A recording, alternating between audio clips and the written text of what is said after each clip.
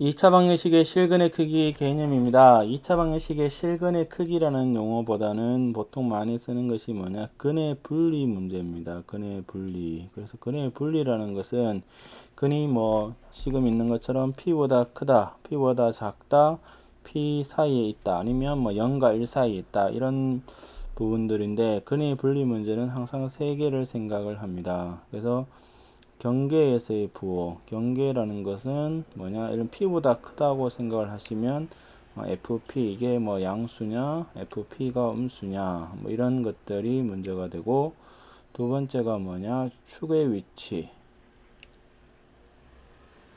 그 다음에 세 번째가 이제 판별식이 0 이상이 되는데 1번은 필수고 2번은 선택이 됩니다.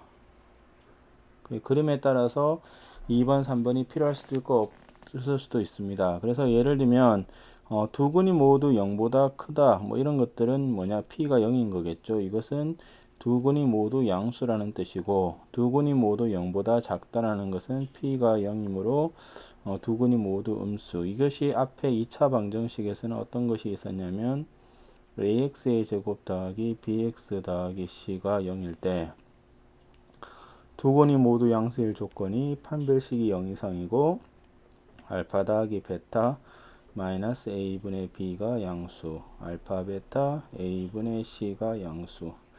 자, 이런 것이 있었고, 두 근이 모두 음수는 판별식이 0 이상, 그 다음에 알파 더하기 베타는 마이너스 a분의 b인데 음수, 알파 베타는 a분의 c가 양수. 그 다음에 두 근이 서로 다른 부호 알파 베타가 음수, 이렇게 됩니다.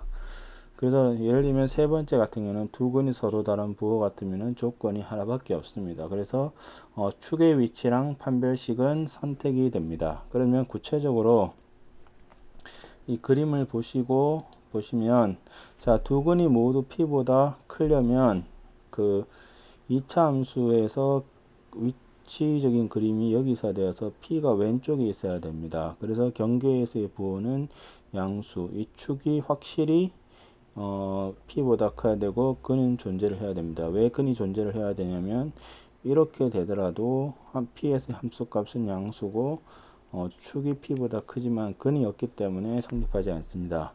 그래서 두 근이 모두 p보다 적으려면 p가 여기 있어야 되므로 경계에서의 부호는 양수, 축은 확실히 p보다 작습니다. 그 다음에 근이 존재를 해야 되므로 d가 0 이상이 됩니다.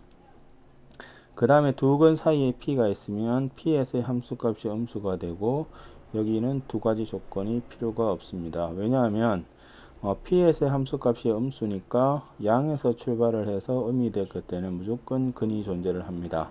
그 다음에 축의 위치는 p보다 큰지 작은지 분명하지 않다는 겁니다. 그래서 다시 보시면 세 조건, x절편 사이에 숫자가 전혀 없다. 그러니까 x절편 사이에 p보다 크면은 만약에 두 근이 모두 p보다 크냐 작냐 뭐 이렇게 해서 p보다 크면 이렇게 되니까 절편 사이에 숫자가 없으면 판별식의 부호, 일단 실근이 0 이상이 돼야 되고 경계에서 뭐 지금 같으면 p가 양수, 지금 같으면 축이 p보다 크다, 요 세 가지를 다 따져야 되고 x절편 사이에 숫자가 하나라도 있으면 경계에서의 함수값만 따지면 근의 분리 문제를 해결을 할 수가 있게 됩니다.